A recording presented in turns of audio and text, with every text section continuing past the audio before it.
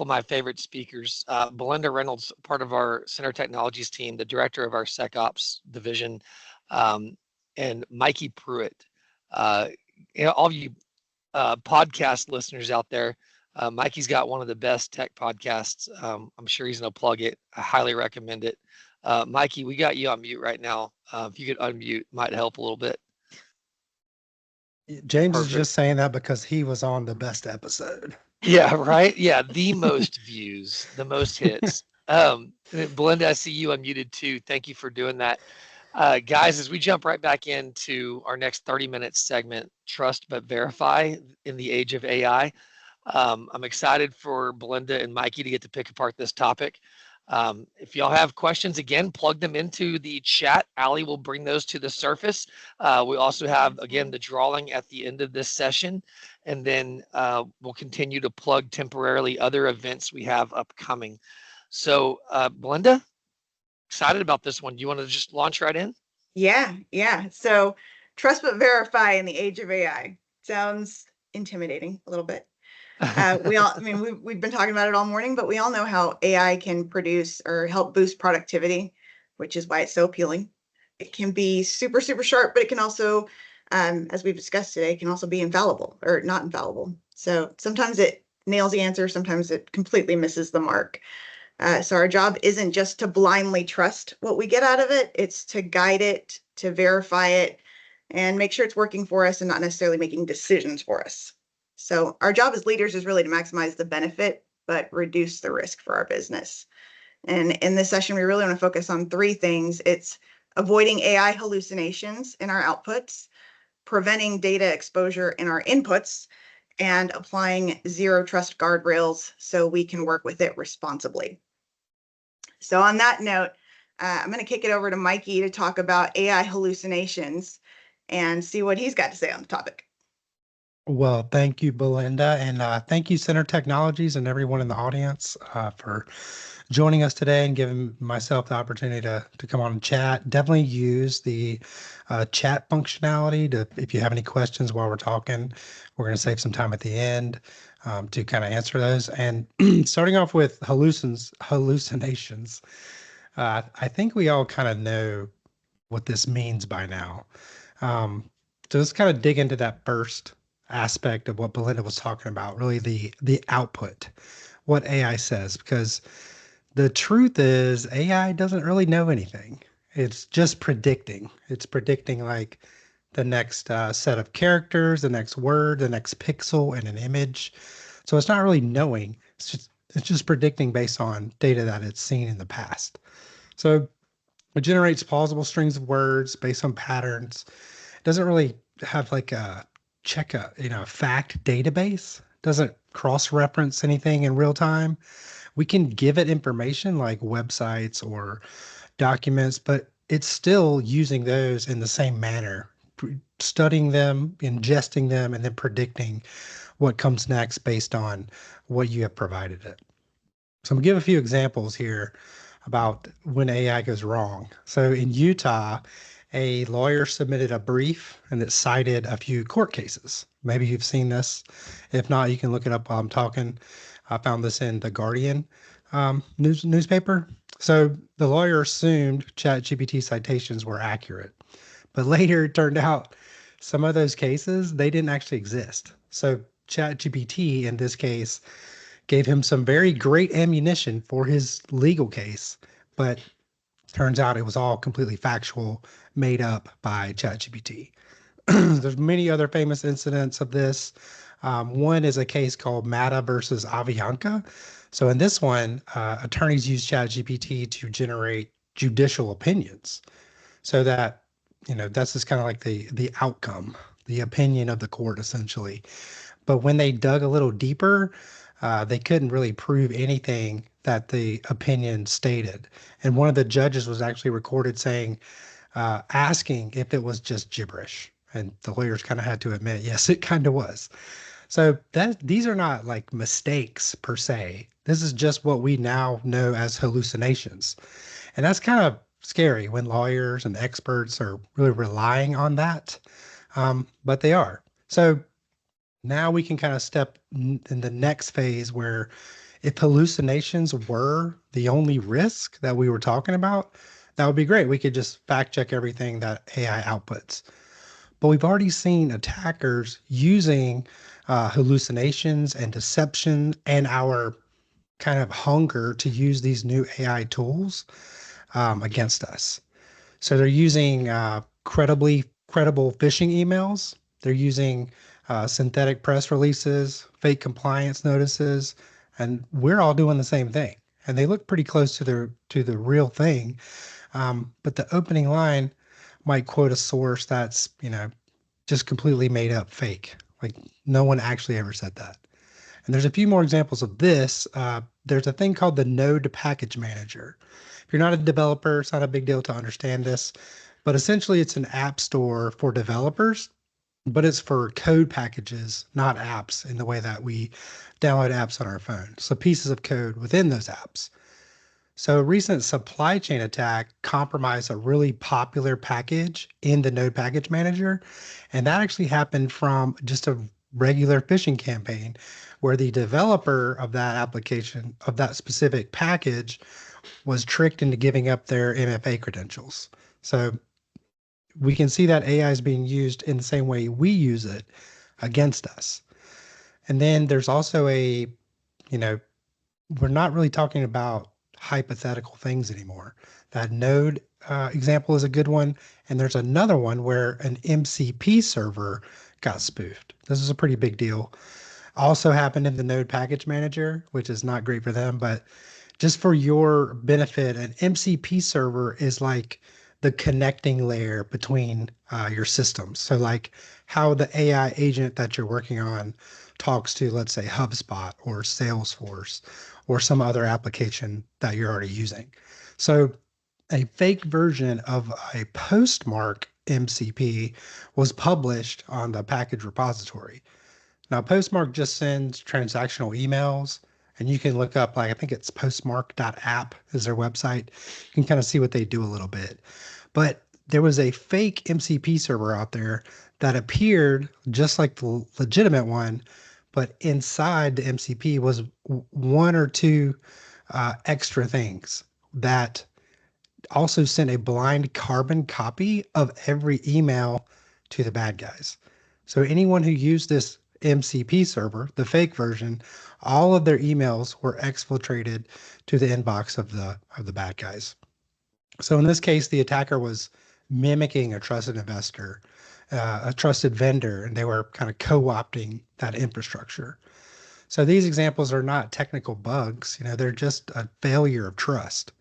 So when we believe that the integration layer is kind of safe, it's really not. And there's sometimes ulterior motives that we have to investigate. So when you're working with AI systems, you need to really pause. You need to see what underpins whatever you're dealing with, whether it's an MCP server or just a chat bot or a package that your development team is using. And you need to try to verify those sources. And we don't want to treat everything as truth. We want to treat it as a puzzle piece that we still have to verify. So not everything is validatable. We haven't addressed what went into the model, how it was trained, or what came out of that. And that is really Belinda's territory. So Belinda's going to talk about some data exposure risk, because whether the output is accurate or not, what is the input path is also a potential vector of compromise. So I'll hand it over to you, Belinda. Yeah, so data exposure is big, right? This is where it gets a little personal. Every time an employee pays something into, whether it's ChatGPT, Copilot, they could be potentially exposing confidential information without even realizing it. And that's not just theory, right? So another real world example is Samsung. Samsung previously allowed their technicians in the semiconductor division to leverage OpenAI's ChatGPT to help them debug code. No harm, no foul, right? Cool AI tool, let's leverage it to make our business better. The problem was those technicians accidentally included some confidential information like source code for new software, review meeting details, and even hardware information. So now all of that information that was plugged into ChatGPT is now part of OpenAI's training module. And that disclosure could have serious repercussions for the business, right? If that leaked information is either exploited by rivals or used for illegal activities, Samsung, of course, now risks losing not only competitive edge, but reputational damage and could even lead to legal penalties. And since then, they've banned the use of generative AI across their employee base in a kind of a knee-jerk reaction. So think of it this way, like if you were to go into a crowded cafe and brainstorm a breakthrough product or service to a friend over the phone, you've got your earbuds in, it's busy, sounds harmless, you're just having a regular conversation until you realize that half the room just overheard your best idea. So you combine that with what Mikey mentioned around that the MCP impersonations, it gets a little scary. In those instances, attackers kind of set up this fake infrastructure, it looks legitimate. Imagine one of your employees falling for that, pasting some client data, credentials, trade secrets into a prompt that's connected to one of those fake systems. And now you're not just dealing with a breach, you're dealing with a compliance nightmare. So from a governance lens, frameworks that we have to adhere to, like GDPR, HIPAA, SOC 2, those all require organizations to not just know where your data goes, but also to control where it goes. Regulators and even cyber insurance providers are now asking in their cyber insurance questionnaires and annual renewals is, do you have a policy that governs your AI use? And if the answer is no, then you're kind of already behind the ball. So talk about something that's happening big here in Texas is starting January 1st of next year, the Texas Responsible AI Governance Act kicks in. What that means for us. So in plain terms, it's Texas saying if you're going to use AI for business, you got to do it responsibly. This law kind of expands how we handle personal biometric data if your business works with that kind of data when AI is involved. It bans shady or biased AI practices, and it sets up oversight through a new Texas AI Council and a sandbox under DIR that helps organizations test and improve their AI use safely. So all that said, bottom line is AI is just not a tech issue anymore. It's an overarching company and compliance issue, and that law makes it crystal clear. So as most of you guys know, if your business operates in Texas, starting January 1st, it's not really optional to have that. So you'll want to make sure that you have in place a data governance playbook.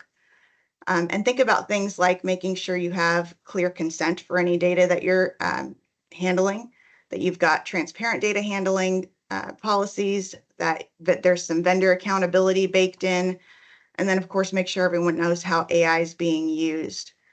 An easy way to start, or a good way to start, is to kind of map out your AI data flows, right?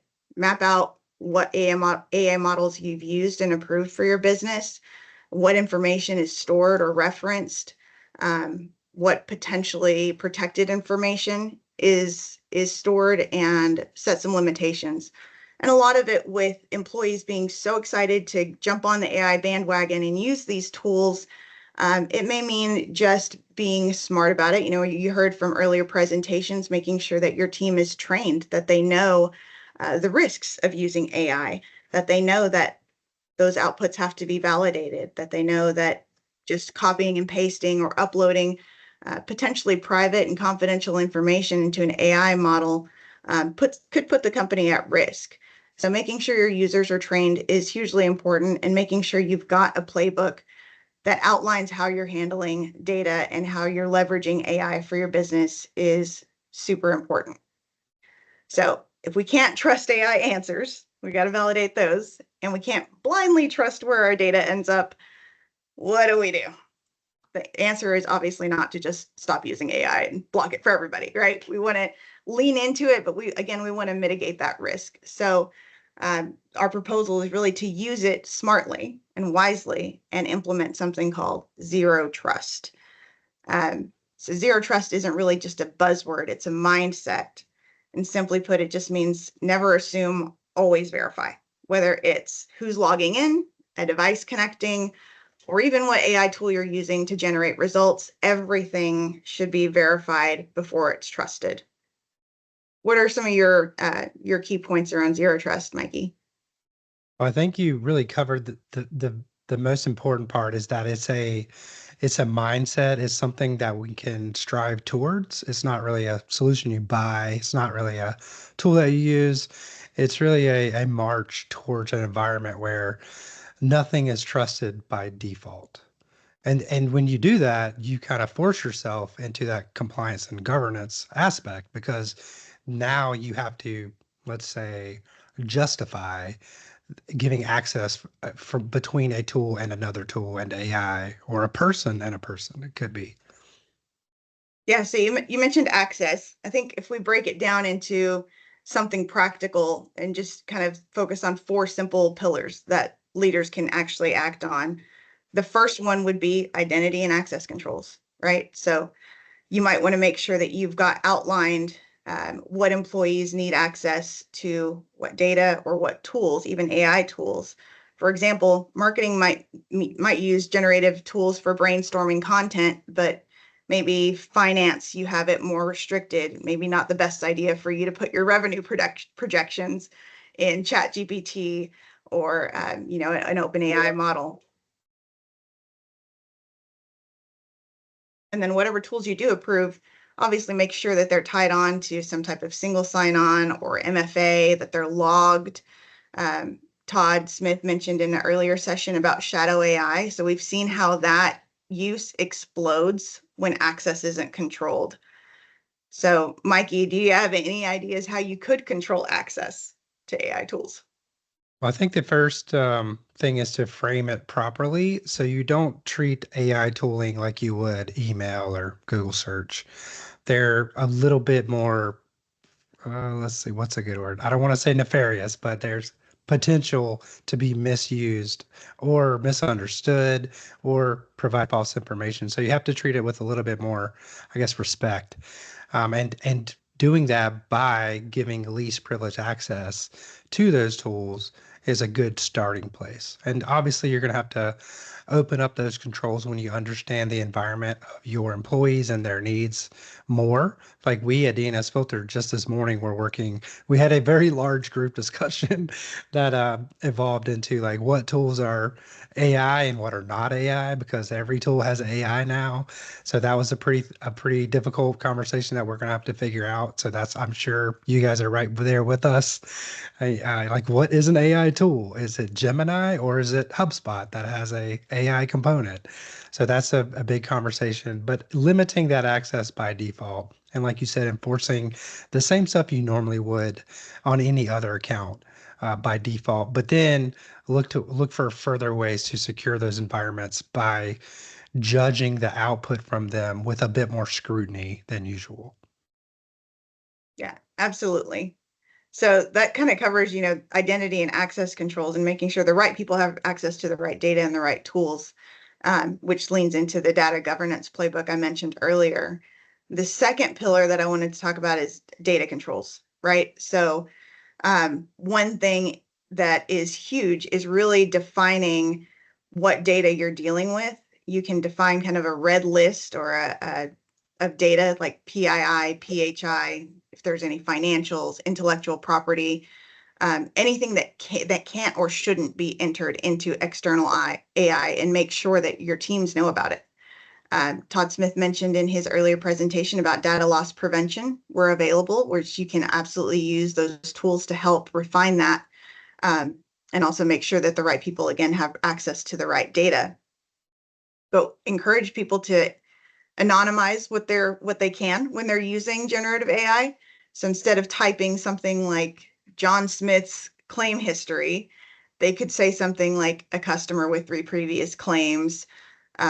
It's the same kind of learning benefit, but it doesn't violate potential privacy risk. Yeah, also along those lines, look for tools that promote that you as a business customer can have the ability to have like their AI not train on your data. So we have agreements like this with Gemini and ChatGPT, and it's relatively easy to say like, yeah, we don't want you to train on our AI. Now, it is true that basically anything you put on the internet is public. And it is also true that OpenAI or Google or whoever, Anthropic, could take our data and do things nefarious with it. But we do have a legal binding agreement with them that if they do that, we have some recourse. So seek tools out that at least market that they do protect your data.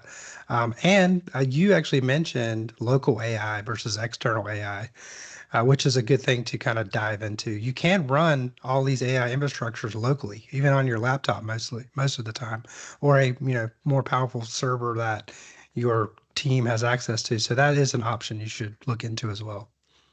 Yeah, so Mikey brings up a good point around vetting the AI vendors, right? So a lot of our clients and even Center, right, we're held to compliance expectations and standards.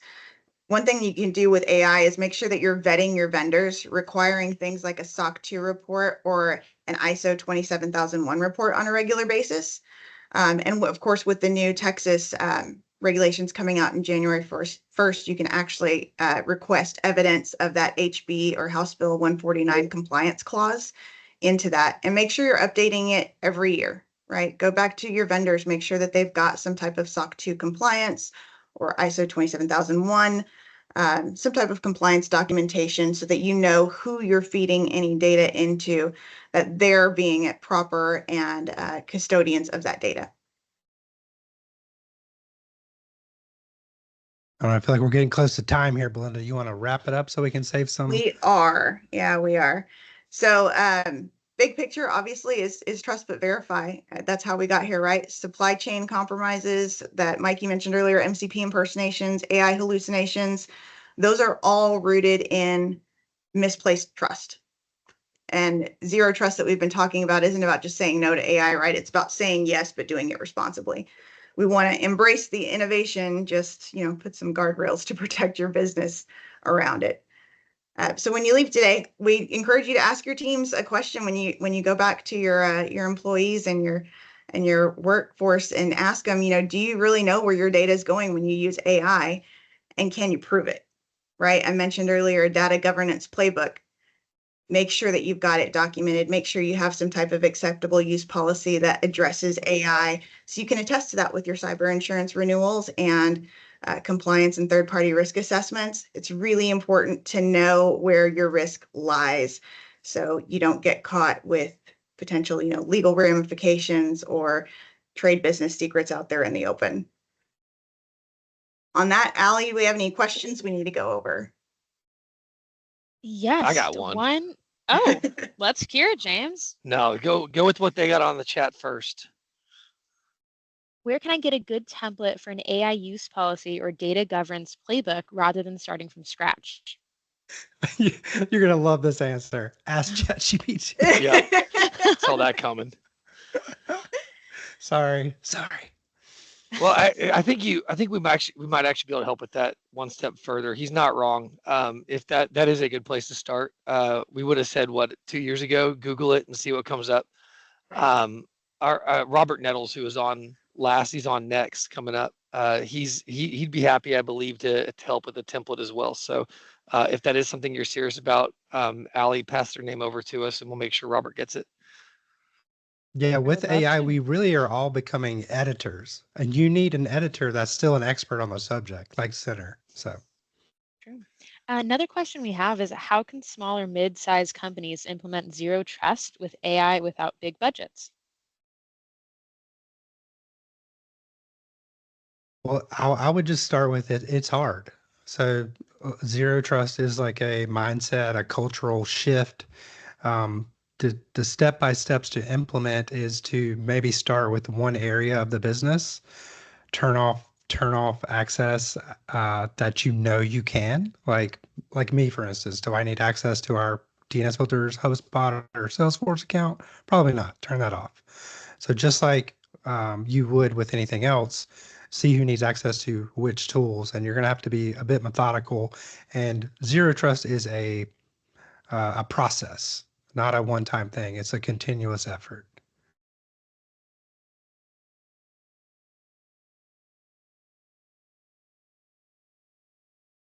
Allie, were there more Awesome. questions? Thank you. No, that's it for today. Well, I got one still. So, Mikey, I mentioned it at the very beginning. Tell the group about the podcast you run and where they can find it. So it's DNS Unfiltered. You can find it on YouTube. That's the easiest place. Just type it in, all one word. It's really fun. We've been able to interview some great guests, some like people in cybersecurity, some managed service providers like James here, and the center team, and then also some kind of tech luminaries like the guy who invented the world's most popular database, some other things like that. But yeah, it's really, really great. Listen, check it out on YouTube. Yeah, maybe my favorite part of it is we agreed an awesome swap. It was fun for me to be on a remote podcast, but Mikey had to maybe step up his game a little bigger and come in town for a hot wing challenge. You guys have seen hot ones before, but there's us with the Houston backdrop and just killing ourselves in the Houston summer heat with hotter and hotter wings. Allie there showing off one of the flavors, and yeah, boy, that was a warm day, wasn't it, Mikey? Yeah, it was fun though. It's Yeah, funny, the team at DNS Filter was like, man, James was really suffering at the end there, but you look great. What? You're so tan. I probably was dying. No, we were both dying. That was a fun time. We have another one of those hot tech talks coming up. Stay tuned by looking at our events page on who our next guests are going to be. Belinda, Mikey, thank you both for doing this. That was an excellent rundown.